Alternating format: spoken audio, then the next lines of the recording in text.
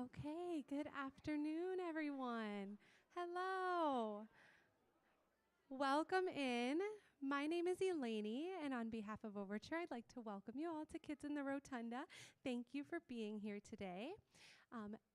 Those of you who are joining us virtually, hello to you as well. This performance is being live streamed. As always, I'd like to start by acknowledging Ho-Chunk Nation's ancestral lands. Overture Center for the Arts celebrates the rich traditions, heritage, and culture that thrived long before our arrival. Overture respectfully recognizes this Ho-Chunk land and affirms that we are better when we stand together. Now, some of you may not recognize me. I'm new to the Rotunda. Do I have any other new friends joining me today?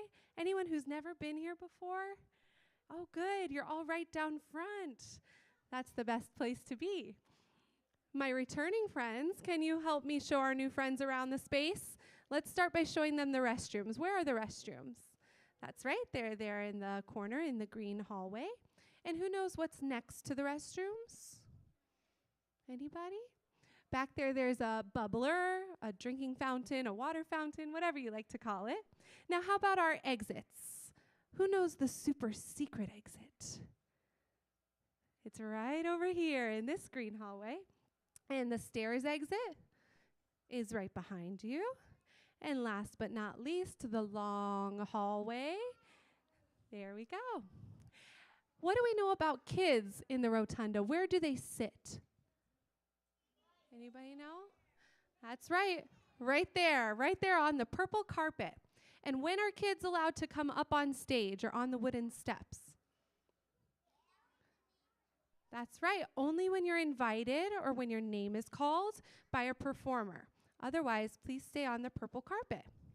What do we know about the blue rivers that flow along the sides of the stage? Anybody know? There are sharks in the water. So please stay away from the sharks and out of the blue rivers in case anyone needs to leave the stage quickly. As you can see, today's performance will also be interpreted in American Sign Language. And if you benefit from being in a better view of that interpretation, you can join us over here on stage left. Okay, friends, if anyone in your family needs sensory devices or assistive devices, you can borrow those from the kiosk.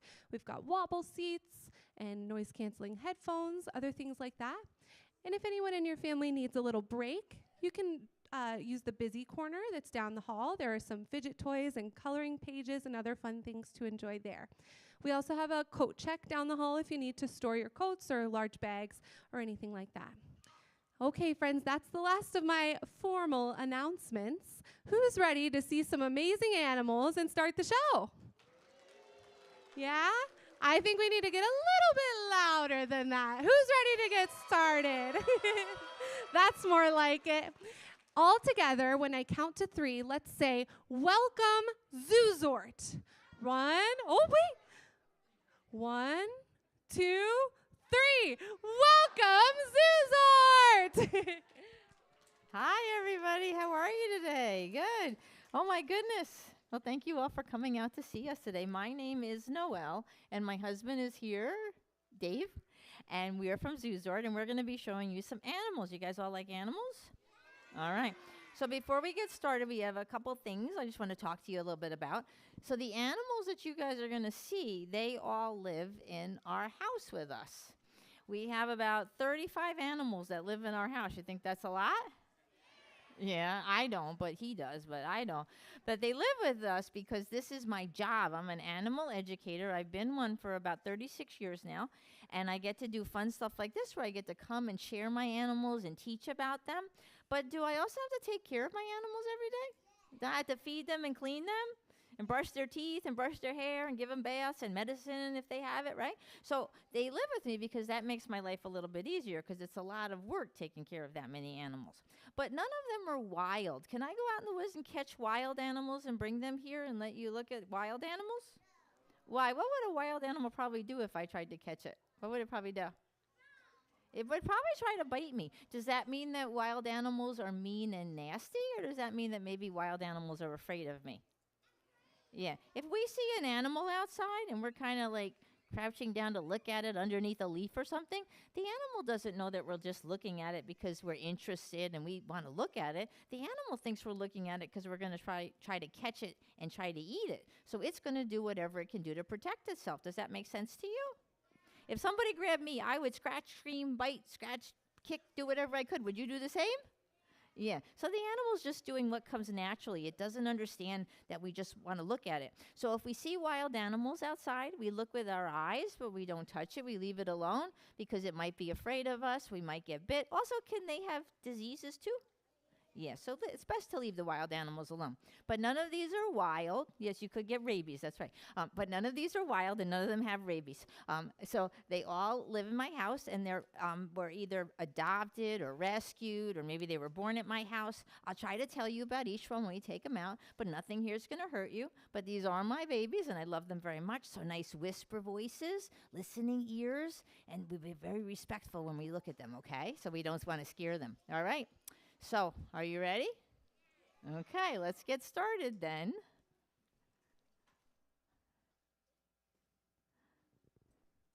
So this is Snowflake. Can you say hi to Snowflake? And she is called a chinchilla. That's what she is. She's a chinchilla. And chinchilla is such a great word, isn't it? Chinchilla. I love to say that word. Chinchillas, if she was a wild chinchilla, she would live in South America. She would live in the Andes Mountains. That's where she'd come from. And during the daytime there, it is very, very hot there. So does she have a fur coat on? Like a winter fur coat on? Do you think she's comfortable someplace that's really hot with a winter coat on? No. So you know what she does? She goes inside the caves that are in the mountains. Anybody ever been in a cave? We went to the Cave of the Mounds a couple years ago, and I literally had to wear my jacket, my winter coat, because I was freezing. It's very, very cool inside there. So it's like natural air conditioning. So she would go inside the caves. It's nice and cool. She's comfortable with this fur coat on. And then she would sleep all day long. At nighttime, it gets freezing cold in the Andes Mountains. So then she comes out, and she's got this fur coat to keep her warm. Pretty cool, right? What are you called? What's that word? Starts with the letter N. If you sleep all day and you're awake at night, what are you? Just tell me. She's nocturnal. I knew you guys knew. So she is nocturnal. Now, you guys see that she's got white coloring and she has red eyes? That's because she is an albino. You guys ever hear that word? Normally these guys are gray and they have black eyes, but she was born missing those colors from her body. So she has no color in her eye. So you see the blood, it's just clear. You just see where the blood is. And then she's also missing the color. Normally they're gray, which would help them to camouflage, right, in the rocks of the caves. Now, she has a superpower. Do you want to know what it is? All right. In the Andes Mountains, there are hawks and eagles and mountain lions, and they might want to eat her. Does she want to be eaten by anybody? No, nobody does. So she moves pretty quickly. She's kind of hard to hold on to. So soft, one of the softest animals in the world, that she's actually kind of slippery. So she's hard to hold on to, but she has a very cool superpower. If she gets nervous or scared, and the hawk or the eagle goes to grab her, she can make her fur fall out. Pretty cool, right? So if the hawk or the eagle goes to grab her, she releases her fur, she can get away, they end up with a big clump of fur, and can her fur grow back? Yeah, so that's good for her, not the hawk or the eagle, but for her, that was good. So that's how they can escape. So that's what she does. Now the fur can fall off. She just can make it fall out. There you go. Just falls out. Yep, that's all. It releases real easy, that's all. Meant to do that. Pretty cool. So, she has whiskers. You guys see her whiskers here? Whiskers help her to feel her way. If she goes inside the caves, the whiskers help her figure out if she's going to be able to fit in there because it's dark in those caves. Now, who here takes a bath or a shower? You all should have your hands up. Every single one, even if you got to lie to me. Okay, so in the Andes Mountains, where she would come from, it does not rain a lot. So animals that live in areas that don't rain a lot, would there be a Barbie bathtub there? No. But there's not a lot of water there either. So animals that live in like places where it doesn't rain a lot, like the desert or the Andes Mountains, they can't take a bath in water because there's no water available really, and their bodies are not used to it. So if I were to fill this up with water and then put her in here, she would get very sick. She might even get pneumonia and die. So she takes what's known as a dust bath. Now, this is chinchilla dust. I go to the pet store and I buy this at the pet store. But is she shopping in the Andes Mountains? No, and she doesn't have any money either, so she wouldn't be able to buy it. But she goes inside those caves. Remember the caves I was talking about? And there's a dust in there. And that's kind of like when you rub rocks together, you get a little dust from that. And this is how she would take a bath. You're going to go take a bath? She said, this is like my 3rd bath today. All right, let's see if we can give you another bath here. I'm clean. Believe me, Mom, I'm clean. So what she does is, let's see if she'll take, oh, there she goes. She rolls around in the dust, and this is how she gets clean. Now, if you went home and you filled up your tub with dust and rolled around in it, would you get clean or dirty? You'd get dirty. You'd probably get in trouble too, right? Yeah. But for her, what happens is the dust goes into her fur and sticks to the dirt that's in there. And when she shakes the dust off, the dirt comes off with her. Now, if she got caught in a little rainstorm, this dust would also actually help to dry her off, too. It sticks to the moisture, the water. And when she shakes off the dust, that comes off with her. So she says, I'm very, very clean today. I'm a very clean chinchilla. She was born in my house. Her mom's name is Snowball. So when she was born, she was a tiny little thing, so we named her Snowflake. And her mom is also white. But her grandparents were somebody's pets that they had. They took very good care of them. But they got them when their children were like 6 and 7. And when their kids got older, they lost interest. So that's how we got them. And the grandparents lived to be into their 20s, about 20, 25, 26 when they passed away. But she is a cute, yes, you are. She's about 12 years old herself, actually, now. She's getting up there. But, oh, very dusty. Here we go. Pretty cool, right? Yes, I know. She likes to eat hay. She eats like alfalfa pellets, like you would feed to like guinea pigs and rabbits. And she also likes raisins. You guys like raisins? She loves raisins. And Cheerios. You like Cheerios? She loves Cheerios. Yes, she does. All right. Can you guys say goodbye to Snowflake? Say bye, Snowflake. Would you like to meet somebody else? All right.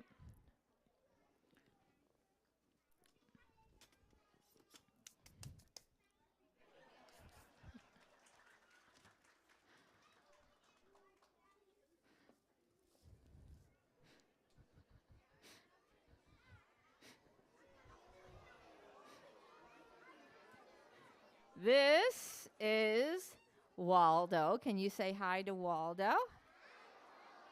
And Waldo is a chameleon. That's what he is. He's a lizard called a chameleon. Now, what are chameleons famous for? Okay. All right. Okay, I heard changing color. I heard blending in. I heard camouflage. Are those all the same thing? Okay. So what colors is he now? Is he different shades of green? A little white on him too? Yeah, okay. So if I put him on this red carpet, do you think he's going to turn red? Should we take a poll? All right, raise your hand if you think he's going to turn red. Raise your hand if you don't think he's going to turn red. Raise your hand if you don't know. You had your hand up for everything. Okay, all right. All right, should we try? All right, let's put him down here. We'll put him on the red carpet, and we'll see. Is he changing colors? Did you break my chameleon? You know, we can wait here all day, and he will never turn red. Chameleons don't simply step on a color and then turn that color. There used to be a commercial where the chameleon, I think it was for carpeting, the chameleon would step on the red carpet and turn red, and then step on the pink one and turn pink, and purple and turn purple, and that was false advertising. That does not ever happen. Chameleons can change colors, though. This is a chameleon that would live in the tree. So what would be the colors in the tree? Greens and browns. So is he a perfect color for that? Yeah, it helps him to camouflage. There's a chameleon that's about this big that's native to the desert, lives in the desert. What color would that chameleon want to be? Like a tan color to blend in with the sand. You get how that works? Okay. Now, he can change colors for some other reasons. Let's say he's living in his tree, and another chameleon comes along and is going to steal his tree and wants to steal all his bugs. Does that make him happy or angry? Can you say to the other chameleon, hey, get out of my tree, go find your own tree? No, this is not a Disney cartoon. He does not talk. But what if he turned his whole body dark and started hissing and swaying, like, swaying from side to side? Would that let the other chameleon know that he was upset? Yeah, so that's kind of how they can communicate. They use their colors. If he's cold, he might turn a darker color, go sit in the sun, and that would make him warmer. If he's too warm, he might lighten up. So it's for different things like that. He can also use his color changes to find a girlfriend. This is called a panther chameleon, and if he found a girlfriend, you know what he would do? His whole body would turn red. And then he would do this kind of weird, jerky kind of dance, which would attract the female. He retired this year and has joined me. So that's what he would do, and that would attract the female. The female panther chameleon would turn pink, would turn bubblegum pink if she was attracted. And then I know they want to get married the way chameleons get married. And then if she didn't like him, she'd turn a dark color and hiss at him and walk away. So you can kind of tell how they're feeling by their colors. Now, he has special eyes. He can move his eyes separately, so he can take his right eye and look at you guys, and at the same time, the left eye can look over at you. One eye can look up at the sky for hawks and eagles. The other eye can look down at the ground. Now, if he finds a bug, he has to look at it with both of his eyes, and he can stay in the safety of the tree, and because his tongue is as long as his body, and it kind of shoots out almost like a rubber band, so he'd be able to grab the bug and bring it back without having to leave the safety of the tree. Pretty cool, right? And now he also has something kind of neat. This guy lives in the tree, so a lot of the arboreal or the tree chameleons have this special feature. Let me see if I can get him to do it here. He has a prehensile tail. See that? So he can use his hands and his feet, and this tail has a muscle in it, so it wraps around the branches. So it's like having an extra arm or a leg to help him hold on to things. Pretty cool, right? So there's 200 different species of chameleons. Some are bigger, some are smaller, and all different colors. Some have horns, some have big flaps on their heads. All different. The boys usually have the special adornments because that makes them look very handsome for the girls. What? I said the boys usually have like horns or flaps, which makes them look special for the girls. All right. Can you say goodbye to Waldo?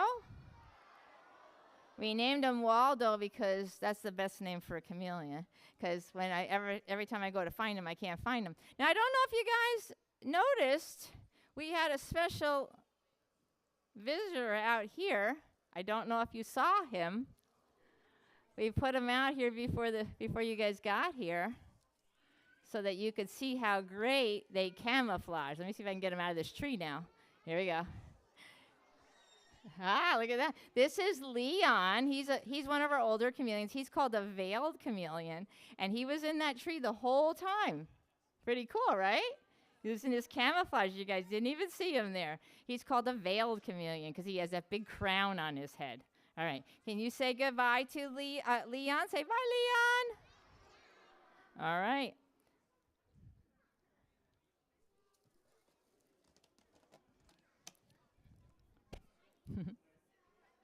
All right. Ooh.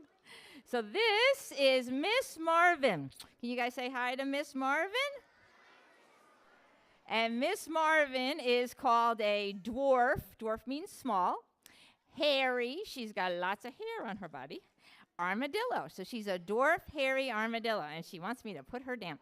So usually when I take out one of my armadillos, somebody will say to me, can you make her roll up into a ball?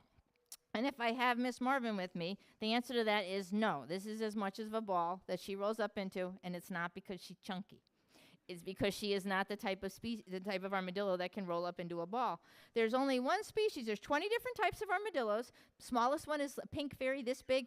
Biggest one is a giant, almost as long as me from nose to tail. And then there's only one, the three-banded, that can roll up into a ball. Now, they all have a hard carapace. This thing right here is their carapace.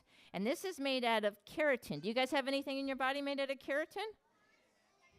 Your hair and your fingernails. So hair can be cut, fingernails can be cut, so it's tough, but it's not indestructible. If she was living in the wild in South America and a jaguar with big teeth came and tried to eat her, that would not be enough protection. But it is pretty good. It is good protection. It does keep her safe. She can feel this. You can see how she, like my tushy scratch. Yes, I do, Mom. Look to the left. Woo, woo, woo. So it is good protection. They are very good at digging. They have long claws. And if that jaguar was chasing her, she could run really fast. And then she'd be able to dig a hole in like 10 seconds. That's what she's waiting for. But at 10 seconds flat, she'd be able to dig a hole and get under the ground. Now, they all need to protect the belly. The belly part is the soft part there. That's the soft part right there. That's the part they need to protect. So she needs to protect that. She does not see very well, but she's got a good sniffer. She can find those bugs. She's having a little banana right now. In the wild, they'll eat bugs. They rip into ant hills and termite mounds. They lose their long claws to dig into those things, and they have a long tongue and lick them all up. Now, Miss Marvin has a husband. His name is Mr. Choco. And if they do ever have babies, when the babies are born, the carapace, this part that's hard right here, is very soft. It's pink, and it takes about 3 months to actually harden. Yeah, she likes that. She says, I like that banana. Yes, I do. Now, these guys will go by another name. They're also called screaming hairy armadillos. What do you guys think a screaming hairy armadillo does? They get a scream. So if she was in the wild, and a predator like the jaguar or something came along, she also can do something else. They can do a little jump, and they go, ah, ah, ah. It's not very scary, is it? Sounds like a baby, doesn't it? But what that does is it distracts the predator, because maybe the predator hears that scream, looks over there, where's that coming from? And then the armadillo can run away and hide. Pretty cool, right? Yeah. She was born in my house, and I actually raised her up from a baby. She follows me around where I go because I'm the food source here. Yes, I am. Yes, I know. I know. All right. Can you guys say goodbye to Miss Marvin? Say, bye, Miss Marvin. I know. All right.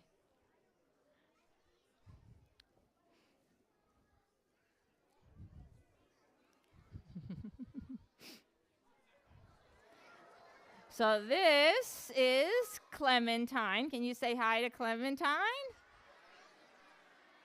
And Clementine is called a red-footed tortoise because she has red dots on her feet, and she's called a red-footed tortoise. Now, I called her a tortoise, not a turtle, because what do turtles do in the water? What do? They swim. She's not a very good swimmer. She can go in the water. She took a bath this morning, but she's not a good swimmer. Where turtles, they can go under the water, they can swim, and they'll eat like fish and plants and stuff. This one lives on land mainly. So usually tortoises are land turtles, or they call them a tortoise because they stay mainly on land. Now, this right here, that's her shell? Yeah? Okay. So this part right here is also made out of, it's a very thin layer. It's made out of the same stuff as our fingernails. And then underneath there is what? What's underneath that? No, not skin. Bone. You guys have bones in your body? Yeah. So this is bone here. So the top layer is like thin like our fingernails. Then there's a layer of bone, and underneath is a layer of bone. And then, can she take that off? She's not going to take it off and run around in her underwear? No. Is it her body or is it her house? So she has a TV and a couch and refrigerator in there? No, it's her body. She's got, do you have a heart? Do you have a heart? You do. She's got a heart. You have a stomach? You do. She's got a stomach. Lungs? Help you breathe? She's got that all inside there, and it's all connected. So this is the skeleton of a red-footed tortoise that passed away. And you can see the thin scutes like the fingernails. Then there's bone. And then do you guys have a backbone or a spine? She does too. It's built inside the shell. And then how about ribs? You guys got ribs? The ribs are all built in there too. So this is part of her body. It grows with her. I got her when she was about 2.5 years old. She's about 17 now. And she would have, when she hatched out of her egg, she would have been small. And just like us, we don't go to the store. We don't go to the bone store and buy new bones, do we? They grow with us, right? Just like us, her shell grows with her, and she will grow bigger. She'll probably live to be about 75 years old, maybe. They live a long time. And can she go inside her shell if she gets scared? Yeah. And is it good protection? Yeah. Okay, so hold on. I got my piece of paper here. Charlotte. I have a Charlotte. Ah, here you are. Come on, Charlotte. How are you? How old are you? You're 6. Can you come on over here by me? You agreed to be my tortoise? Okay, all right. Just making sure your parents not making you do something you don't want. Okay, hold on. All right. So Charlotte is going to be our tortoise. So we're going to demonstrate. So this is your shell. Okay, so put that on. Okay. Turn around, show everybody your shell. Okay, so that's her back shell, right? And then we said she's got some bone in the front, right? Turn around so we can show them. Put this on. Let's get this so we don't get your hair in there. We don't want that. Okay. All right. All tortoises that have hair, we don't want that in there. Okay. So this part is bone too, right? So if Charlotte was a wild tortoise and somebody was trying to hurt her and she had a hard shell made out of bone and then a hard shell made out of bone here and she stuck everything inside, would she be safe? Be good protection, right? Be like having some armor on you almost, right? And if she went all inside and just stayed real still, could she pretend to be a rock? Yeah, and animals might walk right by her. Pretty cool, right? Yeah. Have you ever been a tortoise before? You did a wonderful job. All right. Can you guys clap for her? She was a wonderful tortoise. All right. Take a bow there, you. Take a bow. There you go. All right. Very good. So, shell does not come off. It grows with them, and it's made out of bone. She can feel this when we touch her because this is part of her body, and she sticks her head, everything inside. If she was a wild tortoise, she'd come from South America, and she likes to eat all kinds of fruits and vegetables. That's what they mainly eat like that. Yes, I know. She's not walking around. She was walking around before. All right. Can you guys say goodbye to Clementine? Say bye, Clementine. All right.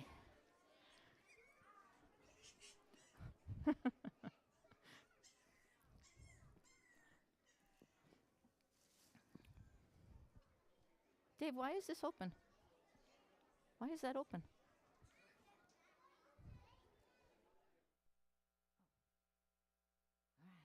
Whoop. Shh. Oh. All right. Shh. I forgot to ask you before I took her out. I need you to put your whisper voices on, okay? Shh. You guys see she's got big ears? So she's a very good listener. This is Willow. Everybody whisper, hi, Willow. And Willow is a fennec fox. Fennec foxes are the smallest foxes in the world. She will not get any bigger than this. This is full grown for her.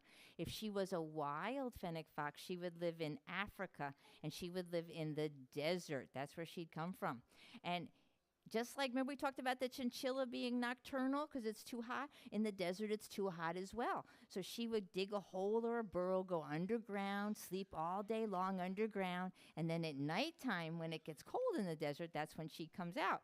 Look at the color of her fur. That's the same as the color as sand, so that helps her to camouflage and blend in.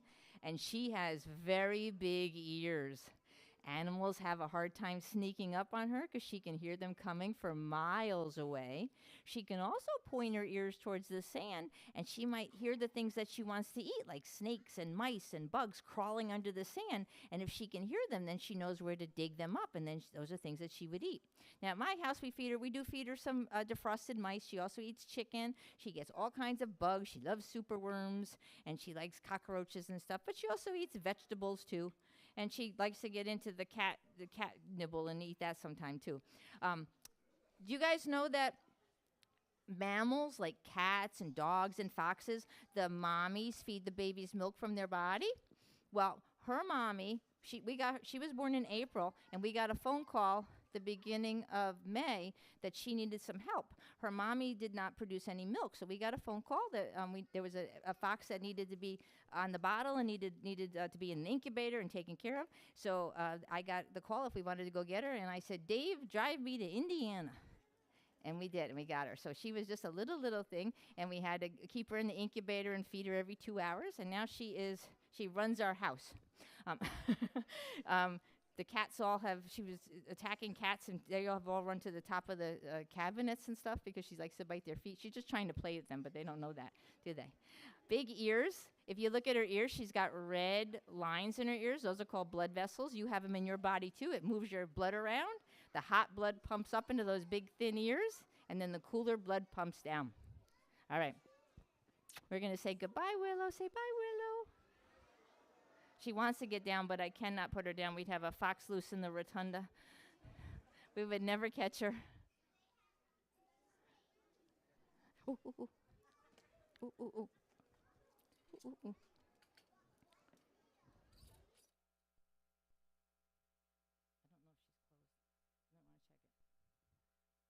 All right.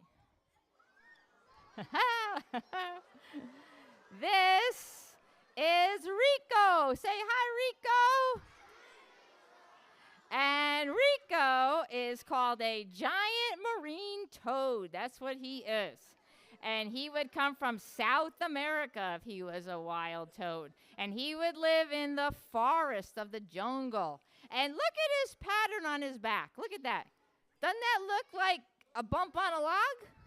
Looks like part of the bark on a tree, doesn't it? So if he was living in the wild, he would camouflage very nicely among leaves and dirt and logs and stuff. So that would help him to hide. Now, oh, here he goes. He starts jumping. He's a good jumper. What? He says, don't pick me up. So if he lives in the wild and an animal wants to come and eat him, they might have a hard time seeing him because he does camouflage. Anybody ever see toads in their yard? We have toads in my garden all the time. And I don't see them until they start hopping. If I go out and I spray my hose, all of a sudden I see them hopping, and then I see them. But most of the time, they're kind of almost invisible. So if he sits still, he's safe. But once he starts hopping, then a predator, an animal that might want to eat him, can see him. Now, he doesn't have any teeth in his mouth, so he can't bite to protect himself. He doesn't have any nails, so he can't scratch. So what can he do to protect himself? Well, he's hopping, but he's not that fast. Do you know? You don't know? Okay. Well, first of all, hold on, come back here. First of all, he has something that all toads have. Do you guys see these big things right here? Okay, those are called poison glands, and all toads have them, even a toad you might find in your yard. What happens is, out of these poison glands, when the toad gets scared, poison comes out. It's like it almost looks like Elmer's glue. It doesn't shoot out; it just kind of oozes out. But if the animal goes to bite it, would it get in their mouth? You think poison tastes good? No, I've never eaten it, but I'm going to guess it tastes bad. So they get it in their mouth, they go, oh, that's terrible, and they spit it out. And that's how the toad can protect itself. So they have those poison glands. And then the animal eating it might get really sick to their stomach, probably throw up, but that's how the toad can protect itself. So then hopefully they learn that they should leave toads alone. I had a dog that did not learn that lesson. He kept eating toads all the time and just throwing up in the kitchen. But one of the things that he does too, I don't know if he's going to do it or not, if he gets nervous, he can also fill his body up with air. So he fills his body up with air, which is good because you know what it does? It makes him look bigger than he really is, right? And he almost like a balloon. And then if the animal goes to bite him, they go, "Oh, I can't eat that thing. It looks bigger than I thought it was." So that's how he can protect himself. See how he's like kind of mushy there? Because he's filled his body up with air. So I put him down. He'll deflate a little bit. There we go. All right, you got my next one, Dave. All right, here we go. So this is Jeremiah. Can you say hi to Jeremiah? And Jeremiah is a bullfrog. He's a good friend of mine. Now, Jeremiah is called an African bullfrog, so he'd come from Africa. This guy would come from South America. Do you notice he's kind of wet? Can you see that? He's kind of wet because he's a frog. Most frogs like to be in the water. He comes on land, but he's also kind of wet because they like to be in the water, where most toads are more land. They live more on land. They go in the water. These guys go on land, but they're usually mostly water, mostly land. Now, what were they both before they became frogs and toads? Tadpoles. That's right. They were tadpoles. And then, what kind of a noise do they make? They make a rivet noise. Would you like to hear what he sounds like? Okay. I will do my impression of Jeremiah. He does this at nighttime. It sounds like this. It's like No, I'm doing my impression of Jeremiah, and it's a good impression too. But that's what he sounds like. Now, only the boys make the rivet noise. So he croaks. He's more like a beep, beep, beep, beep, like that, and this one is like a Each one makes their own call. Why do the boys make the ribbit noise and the girls don't make any noise at all? What are the boys trying to do? What? To get a date with the girls. That's right. That's how you get a date with a girl. So you all should practice croaking because one day you might want to date a girl. That's how you do it. You ribbit at them. You'll get lots of dates that way. Very good jumpers. We're going to say goodbye to Rico. Say bye, Rico. They eat pretty much anything that fits in their mouths. They eat mice, snakes. They'll eat other frogs, other toads. They eat cockroaches. They are not picky. We are going to give him a little something. You guys want to see him eat? All right. He won't eat your shoe. It has to be something alive. Your shoe is not alive. At least I don't think it is. Okay, ready? All right. It's kind of fast. You ready? All right. Well, this is his third show, so, maybe. Oh, there we go. He's like, I've been eating all day. All right, let's see. Oh. He got one and dropped one out. You know why that? Let's leave that one there. Yuck. Oh, they got it. All right. I'll explain that in a minute. All right, hold on. You guys see his tongue come out? You eat your bugs like that? Yeah, you do? All right. Okay, so do you see like how sometimes one's coming out? So he doesn't have any chewing teeth. You know how we have to chew our food? He doesn't have any chewing teeth. He has a tooth in the front which helps him catch stuff, but he doesn't have any chewing teeth. But he has a piece of cartilage. You guys have cartilage? Your ears, your nose has a piece of cartilage on the roof of his mouth. So when he eats something, it's still alive when he eats it. So he has to kind of go like this and push it down, which he didn't have enough time to do. So sometimes if you don't chew your food and you start talking, your food falls out, right? So that's what happened. Let's see. We see if we can give him one more here. I don't know. All right. Woo! Yep, we did it again. Here we go. Pretty cool tongue, though, right? All right, we'll pick that one up. Can you guys say goodbye to Jeremiah? Say bye, Jeremiah.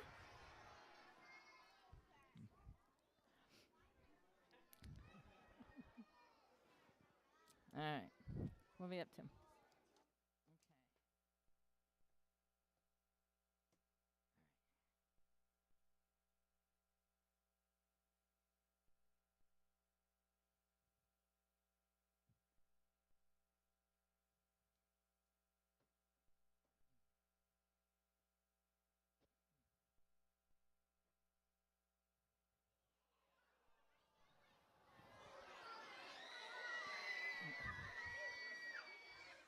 Oh, my goodness. We have a bunch of screaming hairy armadillos in the audience, I think. All right. This is Montgomery. Can you guys say hi to Montgomery? Now, Montgomery did not hear you because snakes don't have an outer what?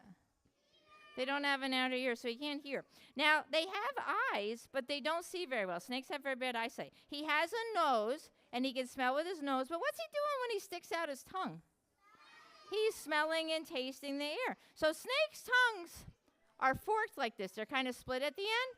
And what he does is, you see how he's kind of going like this, waving it around? When he does that, there's all kinds of dust and hairs, things that we can't even see in the air. They stick to his tongue. When he brings his tongue into his mouth, he has something that we don't have on the roof of his mouth. It's called the Jacobson organ, and that helps identify smells. So if there was a rat nearby, would that register as food to him? Yes, he'd say, oh, there's food nearby. It also might tell him if there's a girl snake or a boy snake. It gives information to him because, remember, they can't hear and they don't see very well. Now, Montgomery is a albino Burmese python. That's what he is. And what color is he? He's yellow. Now, if he was a wild Burmese python, he would live in like Taiwan, Indonesia, Burma. There would be a lot of green moss, brown leaves, brown mud. And if he looked like this, would he be able to camouflage? No. If he was a wild snake born in the wild, he might not even be alive today because camouflage is very important, especially for baby animals. His mom would have laid maybe 80, maybe 100 eggs in a big clutch like this, and he would have been about this big, about as fat as my thumb when he hatched out of an egg like that. Now, if he was bright yellow like this, hawks and eagles flying around, would they see him right away? Yeah, it'd be like a neon sign, so they probably would have snatched him up. A lot of times, albino animals don't survive in the wild because camouflage is very important.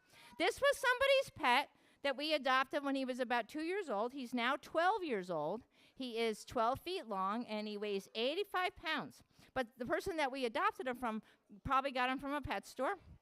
And so he was born in captivity. So he's not like a wild snake. He doesn't catch his food by squeezing it or anything because he has a servant here that takes care of him. And I just give him like a defrosted rat and he just eats it. But in the wild, they have to squeeze and catch their own food. Now, does he have any arms and legs? No, he does not. How about bones? Does he have bones? Yeah. He has a skull. Do you have a skull? He has a skull. He has a spine all the way down, very long spine. And then check this out. This snake has 300 pairs of ribs. So he uses his muscles, the scales on his belly, and his ribs to help him move because he does not have any arms and legs.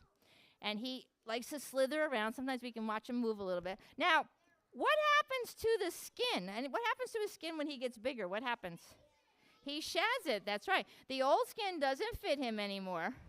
So you know how, like, when you are wearing your clothes and you get bigger and your clothes don't fit you and you start to feel a little uncomfortable and your parents have to go get you new clothes? The snake is not going out shopping. So what happens is the old skin doesn't fit. The snake starts to get uncomfortable. So then the snake soaks its body, and he soaks in his big pool, or maybe he drinks a lot of water.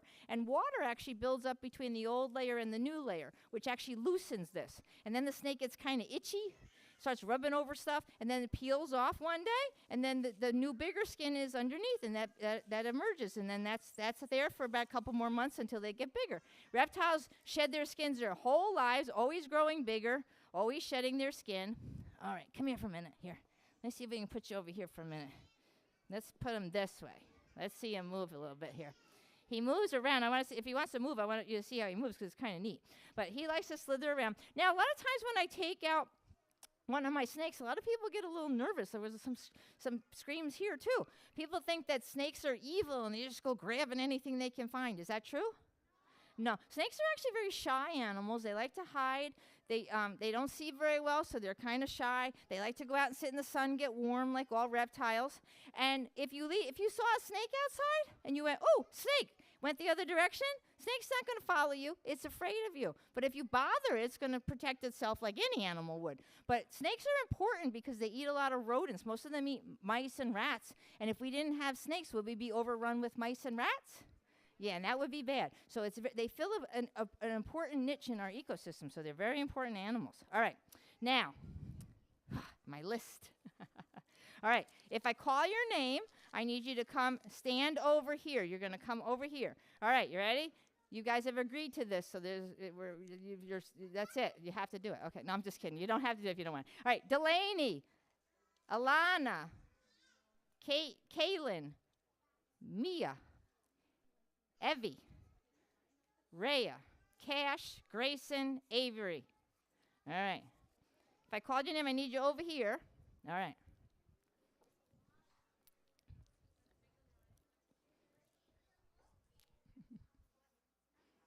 We got them all? All right. All right. We got 9. Who did I not call? Delaney, Elaine, 1, 2, 3, 4, 5, 6, 7. All right, we'll just do it with this. This is fine. Okay, if you call you, come on up here. We're going to walk right on the edge of the red, okay? Right up to the edge. Be careful, there's steps there. All right, we don't want to fall down. It's right to the edge of the red carpet. You can stand right on the carpet for me, and we're going to turn this way. All right, here we go. You're going to stand right next to her. Hey, I like your shirt. Here we go. Ready? Here we go. Here we go. Here we go. Here we go. Here we go. All right, now, look at me. Arms out like this. Bend a little bit. This is where the snake's going, okay? We did tell you were holding the snake, right? You all agreed to it? Okay, all right. All right. Oh, let me go this way. I'll do the head on this side, like the first time. All right. All right. He weighs 85 pounds. I hope you brought your muscles with you. Okay. All right. Here we go. All right. Got him. All right. Up underneath. There we go. Got him? There we go. All right. Look at the camera. On the count of 3, we're going to say snakes. 1, 2, 3. One more time. 1, 2, 3. Very good. All right. They will be here for the rest of the day holding this snake. You can visit them. I'm just kidding. All right. He's kind of heavy. Okay, you guys stay right here for me. Let's let Dave walk over here. All right. And then I got to give you guys all a little hand sanitizer. So let me do your hands real quick. And then I want you all to take a bow. And you guys clap for them. Because that snake was heavy. Rub your hands together. There we go. Thank you. Take a bow. All right. And now we're going to exit over here. Exit stage right. This way. We're going to go that way. Thank you very much. Just be careful. You good? All right. Thank you so much. Great job. They did a great job. Yes. Woo. All right. And that's all the animals I have. So I wanted to thank you all for coming today. And I hope you enjoyed the animals. If any of you would like to see where the animals live, I posted a little thing right there. I have a Facebook page, and if you go into albums, you can see we build pretty cool enclosures for them. And my Facebook page is completely kid-friendly. They can see all the animals, the rest of the animals that we have, because we didn't bring all 35 today. You can see them all, but you can check it out there if you want to see. But thank you very much. I'll be sitting over here if anybody wants to talk to me at the end, okay? Thank you. Thank you. Thank you, Noelle. Let's hear it for Noelle and David. And for Montgomery. Wow. And then for all of our very brave volunteers, thank you guys for coming up on stage today. And thank you all for being here at Kids in the Rotunda. Funding for this program is provided by Madison Gas and Electric, American Girls Fund for Children, Viridian Homes, and Unity Point Health Meritor, as well as additional contributions from Ian's Pizza and Overture Center for the Arts. If you would like to contribute to this program, we are always accepting donations in the Lego box, and we're very grateful for any contributions you're able to make. Next week, we'll be back on November 8th with Birds of a Feather.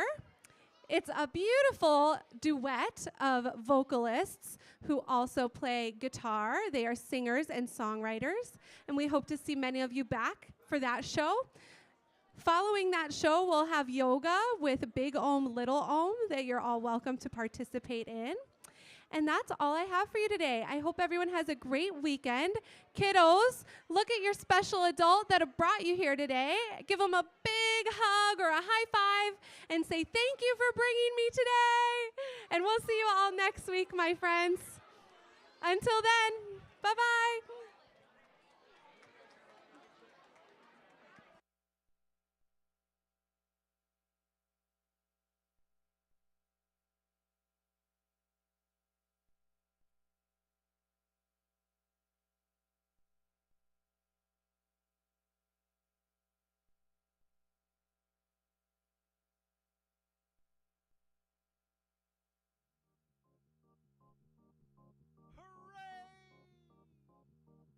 Everybody everywhere, this song's about jumping in the air.